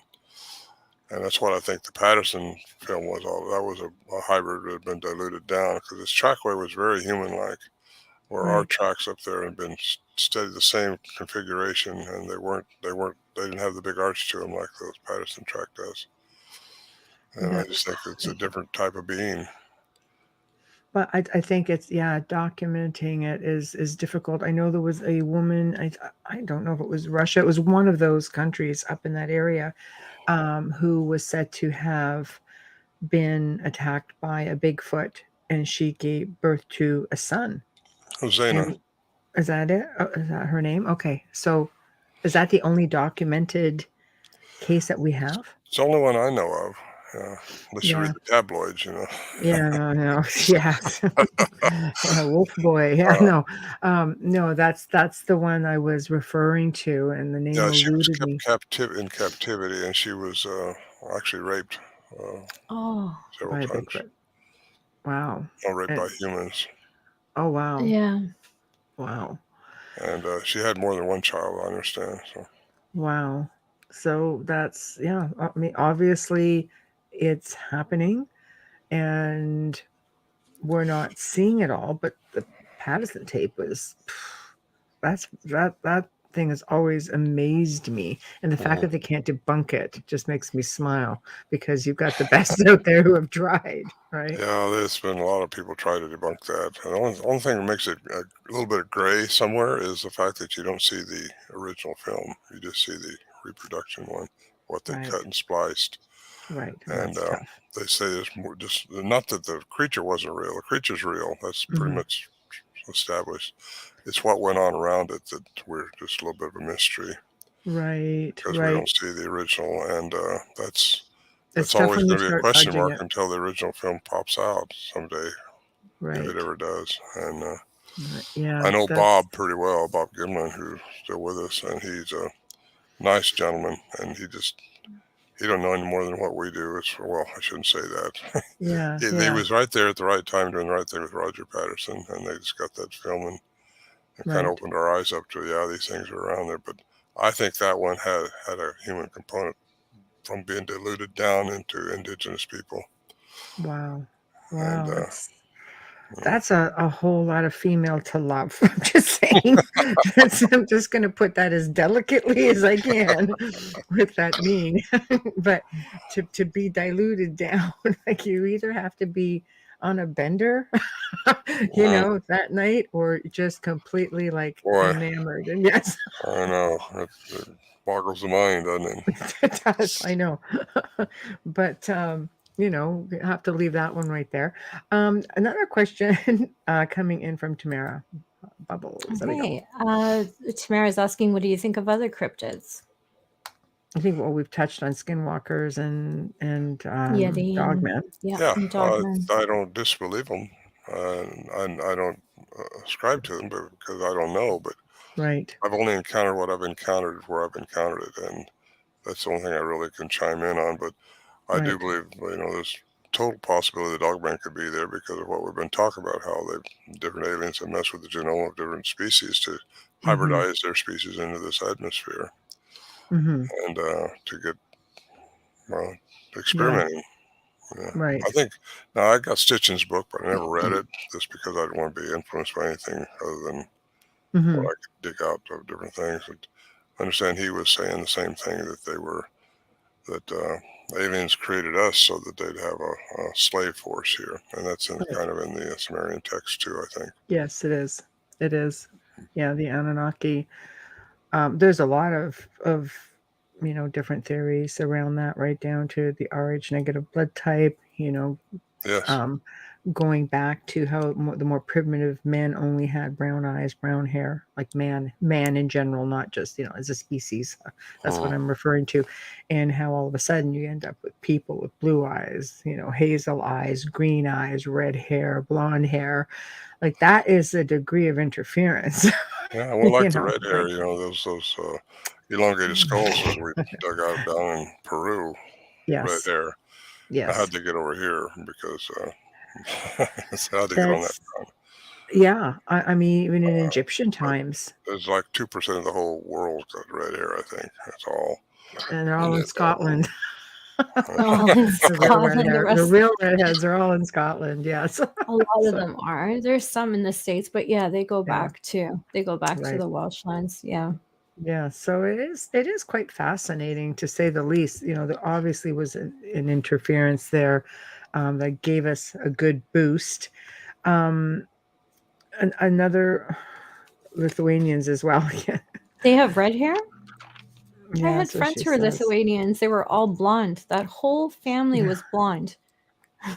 Wow, I didn't know that. That's interesting. But so yeah, it's very viable then that they would have messed around a little bit with other species here on the planet, creating these super species, I guess. Which again, I would like to just go back a minute to Skinwalker Ranch, because it has such a blend of all of these things. When you look at the Navajo Rangers, they interview a couple of the guys fairly regularly on just about every show that has to do with crazy things. And they actually started up like a paranormal unit. There were so many things happening. And Bigfoot, the Navajo people were terrified because Bigfoot was coming out there. And one woman, I mean, they had this, I guess it was just a big mobile home on there. And just literally moved because she said, I would be going to the door and it kept playing with the handle. That to me, I'm thinking there's a degree of intelligence. How does it know what to do with the handle? And it's going like this and it's turning it. And I'm like, that's bloody intelligent right there. Mm-hmm. Seriously. And she goes, and this is where I hand it to the woman. She gets in there. She's got her 3 children behind her. She opens the door, swings it open and looks. And it's just Bigfoot right there was staring right back at her. I'm like, what'd you open the door for? I didn't close the door. So she did. She closed the door, and she said all night long it kept coming back, and it would do the same thing. It would rattle that door handle back and forth. She stopped. She did answer the door after that. She realized what was on the other side. But she goes like, he would disappear and then he would just return. And the next morning they saw these big footprints out there. Yeah.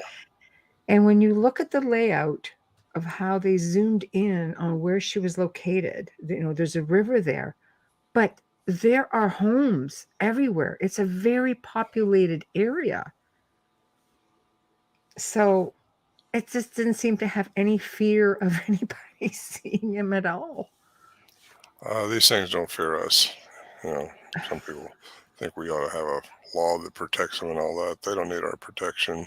Right. We need protection. They don't. Right. But it's illegal in some states to kill them. And they're not afraid at all. I mean, they're just not. They just have a nonchalant look when people say, well, he didn't act like he didn't even care. He just walked right by us. And I hear that report quite a bit. Okay, so what was the guy in the porch with the door handle standing there like tormenting this woman? Like probably just internalizing the fear that he was getting from her. I don't know. Right. I don't know. Maybe he's seen other people do the door handle to get in, or right. If he was just playing with it to see what it did, if it would just over and over. About pushing it or pulling it, I guess. It's fascinating to me. I just, I don't know who would have been more startled, her or him. When she swung that door open, they're just both just staring at each other, But it is really, I don't know. I do find it really, really fascinating that there are more and more sightings, and maybe it's because we have the internet, maybe because there are more television shows who are taking an interest, more stories are coming forward. What would you like to see happen in your area of research with them? Would you like to see them left alone, or would you like to see something come of all of this? Because I would like 50 to years see, is a long time. yeah, I would like to see more academia get involved in it, higher ups, and I think we're going to see that. I've been interviewed many, many times just in the last year, several times too. There's more and more people witnessing quantum stuff, and I think they need to know the answers to that. So if it's Right. what I'm alluding to in my book and what we're talking about tonight, you may not ever get to the true answer until something significant happens to our Yeah. three-dimensional environment. Right. And what I could be totally wrong, but Mhm. I just know that they can find us, but we can't find them. Right. And Yeah, exactly. That's kind of scary. there's more than just intelligence around that. Yeah. And when you hear these people that say they can cloak, and then I get the science behind how that happens, energy into matter, matter into energy. If we got the frequency right, that can happen. And, um, Yeah. you got Yeah, to put a finger on that. I'll try to nail Jello to the wall. that's a tough one. Are you I'm are going to you take your line. I'm going to try to nail Jello to the wall. I love that. I'm stealing it, Ron. It's like world champion hide and seek expert Bigfoot. Yeah, they really are. Do you get concerned at all with people who read your books and listen to even some of your recordings and like, what, I want that experience, and then just go out and get really silly about it? Do I get I'm concerned? Yeah, do you get concerned that maybe you're giving people, let's say, incentive to just say, "Well, we're going to go out in the woods and hurt themselves because they're not diligent about what they're doing." There's a lot of serious Oh, I researchers, but really there's don't. some not so much. I'm at the age now where I just say what I believe and what I Right, think, and give people what I've come up with, and right. I they're going like to go that. with it or not. And Yeah. everybody has a choice, so Yes, I just do what agree. they want to do with it. I But love I know that. I know what I've been through, and I know what you know. I know something. I put kind of some dots together, I think, for a picture, and that's what I've tried to present this evening. Yes, And you just did. it's just a wonderful time to be alive and to go through this stuff. Yes, Uh, yes. it's I again, it's the experience and how we respond to experience. So I don't get hit very hard. In fact, I hardly ever get hit anymore with somebody criticizing me, because they don't criticize me. They can criticize the science behind it. That's what they have to criticize, because Well, it's you've not been me. validated. Science has validated you. Yeah, it's all been validated, and Yes. um, how And can they? that sets you apart from a lot of Everybody. researchers, right? From everybody. Well, it does, and if I didn't have, I told Mike that years ago. I said, you need to get a university someplace to attest that the sounds are what you're saying they are. Right, And he never did that. I don't think, Mike Patterson. But he's right. I don't know. He didn't do that, but that's what you have to have done, and that's what you have to find. It's really hard though to get academia to take this Uh, subject matter seriously. in anything that they're Mhm. not leading Well, themselves, I think. Well, they're trained in a paradigm of Newtonian physics, and Right. that's what they have to stick with, and that's what their colleagues are going to make fun of them if they step out of that box. And That's so sad. it It is is. sad. And I It's know sad. some of these guys personally that would like to step out of the box, but they can't. They might lose funding. They might. And Grover Krantz was one of them. He's passed away now, but he was University of Washington, and he had the Gigantopithecus skull, and he was.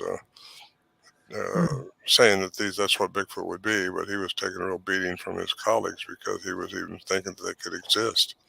Because wow. most of these people think, well, if they existed, we'd know about them. Well, is there a Right. reason we don't know about them? I think There's there is a reason we don't know about them. we don't know about the beings in vast oceans that we have. We can't possibly get anywhere, we can't get anywhere near them. And yet they're discovering new species all the time. How can Yeah. they say that if they were there, we know about them. If they're interdimensional beings and they have all of this frequency and training and they know how to come in and out, and that's just part of their lives, no, you wouldn't know about them. Especially if they don't want to be found. Oh, can I just quickly, happy birthday, Janie. Oh, happy birthday, Janie. A regular here, and she's in the chat room. Thank you. There you go, Jamie. Thank you for being here tonight. On your birthday. Yes. Very nice. Last year too. Yeah. She's incredible. Yeah, I think it's crazy. And I always hear them talk about Mariana's Trench. We only know Mariana's Trench is, we don't know what other parts of the ocean go further, or if they go to the center of the earth. That's what science is there for, is to make these discoveries. It's really sad that they're not doing it, because the only thing they're doing is it's kind of sad for them, because they don't get to discover it, and they don't get to open their minds and really help everybody evolve if they moved forward on it. Right. Well, Christopher Columbus's journals, he claimed he saw saucers coming out of the water. Christopher Columbus. Yeah. His journals, I understand. So you hear this a lot, and up in Washington, even there's people sell these things underwater, disc underwater, shooting. See, if they create their own environment, exactly, they wouldn't be having to go slow. And just like the one that TikTok. The TikTok, yes. Captain Favor. But they've been seeing stuff for a really long time that far exceeds the TikTok video. They really know that they're just not revealing to us because they don't want to scare us. No, it's in the Mona Lisa. Well, you know what, as well? Do you remember when Mount St. Helen blew? There were witnesses who saw military helicopters with Bigfoot, and there were, I think, 2 or 3 of them. They were transporting them out of there. I have no doubt the government knows about these. Oh, yeah, absolutely. That to me, again, when if I they heard tell that, people that, first of all, it's going to throw a kink into religions. It's going to throw a kink into Darwinism. It's going to throw a kink into history books. They got to rewrite history books. right. And what they are, the problem is the government knows what they are, I think. And I think they think like I'm thinking. Well, Corey Good often spoke. I mean, some people love him. Some people think he's compromised. So now the information is, I like Corey Good with some of his information. I found it interesting. But he claimed that he was on a base, and that down in the very lower levels, because they were just higher, they were just taller, bigger rooms, that there were Bigfoot there. And they were very intelligent, and they were they were busy, they were doing things. And I thought, well, crap. Is that even a thing? Like, just, if anything, it makes you think a little bit more. Jump rooms, like people like, oh no, there are jump rooms, these military officials, they can just go wherever they want. Oh, they couldn't. Why couldn't have been? There was also a story about the Livermore Labs where they had 2 in captivity, they thought. Okay. And they just walked out through the walls. Can't keep a good Bigfoot down. Well, supposedly Stephen Hawking knew about that. That was in the 70s. And wow. Really? I got kind of an inside report on that a little bit. And wow. I never researched it because I didn't want to bring this guy's name up that would have gotten a lot of trouble. But Stephen Hawking knew about this, and that's when he wrote the book on time, because time as we perceive it don't exist in the reality in space. Yeah. So just a lot going on we've got to know more about. And again, the government's just going to release what they think we can handle. And who chooses this government that continues to do that? You think it'd be us. You would think, but it's not, because the president doesn't have access to certain information in different levels of in government. A way, if we got what Tesla came up with, free energy for everybody, what would that do to the economy? No millionaires, billionaires. Well, it would just throw a kink into everything. I mean, that's true. You can't let all that stuff out without destroying some billionaire somewhere. That's it. Money makes the world go round, as they say, and that doesn't generate anything when they're just giving it away, it right? It also creates control. Of course. Well, there's definitely a lot of theories out there, and government and how much they really know is one of those theories. And I think as long as there's people, much like yourself, who are out there and getting the truth and bringing it to light, then people like us can sit there and at least, be made privy to the fact that, what, there is good, solid research out there, and we are, somebody is putting it out there, and it's important because somebody has to. And I mean, I thank you for 50 Well, I bloody compliment you, ladies. dedicated years. Thank you for having me on tonight. It's been fun, No, it's and amazing. Thank you. yeah, my website, put that up there. It is right there. It's been scanning My across books. the banner all night. My books are all downloadable. Everything's downloadable also on my site, or you can get the Okay. regular hardcovers through Amazon, which is through my site also. But Okay. Excellent. Thank you. ronmorehead.com. Okay. Yeah, We have it's you also on our page. yes, and it's been scanning across the bottom. Literally, this will be here forever. So as long as people. Oh, I didn't even try to share anything with you, did I?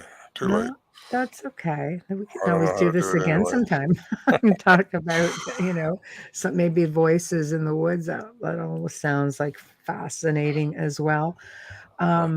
So do you have anything coming up? Like you want to I just promote? booked another conference down in Florida here.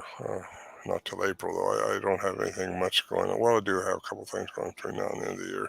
I try to keep November, December as much as possible cleared up.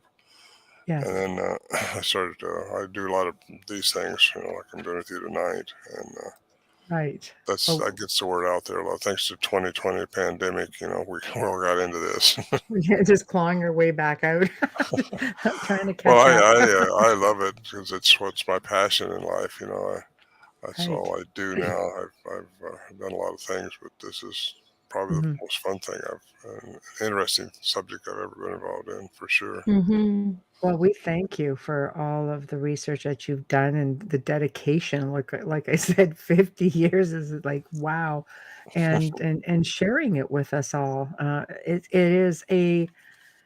It's probably the first theory or piece of research that I've personally heard that I find viable. Not Good. that I'm trying to discredit all you other people. I'm not. I'm just saying for me, believing, in everything like multiverses and interdimensional and dimensional, like just everything going on simultaneously, I truly believe that it is probably more viable, especially with what people have been reporting, Yeah. than anything else. And you dared to go there. You hear enough of this stuff, you got to put some credence to it, and just Yes. have to see what makes sense to you. And Yes. I know over the years, if I hear, I had a guy years and years ago tell me that Right. that Right. he saw one disappear. Well, I didn't believe him. I didn't say that, but I just looked at him. Okay, he said he could take me to a place in Alaska where he saw one disappear. Wow. And I just let it go. But now, over the years, I've heard other people tell me that too. And of course, I got involved in quantum physics several years ago, just to Wow. see how that could be the science behind this stuff. And it is, as far as I'm concerned.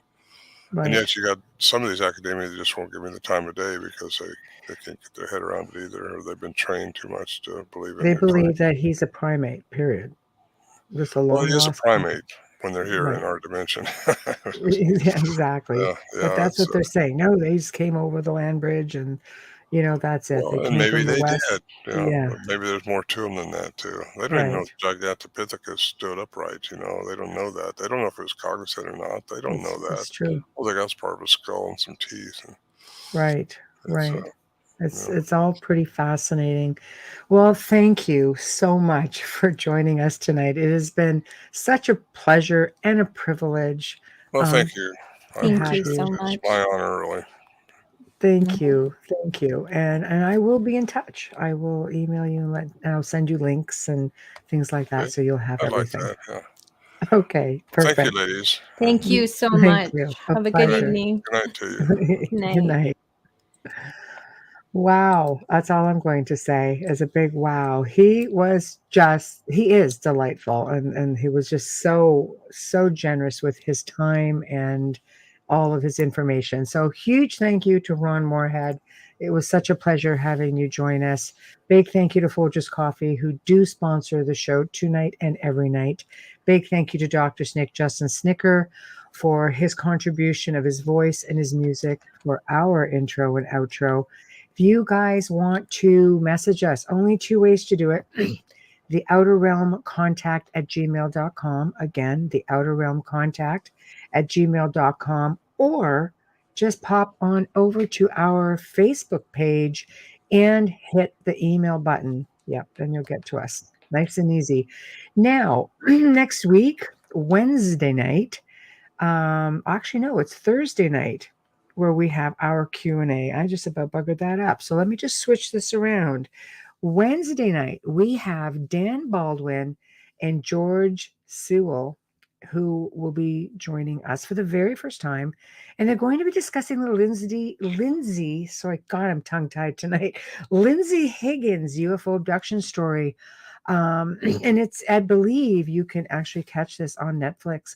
So they're going to come on and they're going to discuss this with us. Thursday night, we're going to bring you, by popular demand, another Q&A. We've got a good one lined up, so you're going to have to tune in to see what we're going to do. We're really bouncing quite a few things around, and I think you guys are going to be, pretty happy about it. But you asked, so you're going to get it. So make sure you tune in. Make sure you all have a really great weekend. Be safe, and we'll see you then. All right. Where are we going? We're going to say goodbye. I was going to do one thing. This right here. Then I'm going to say goodnight.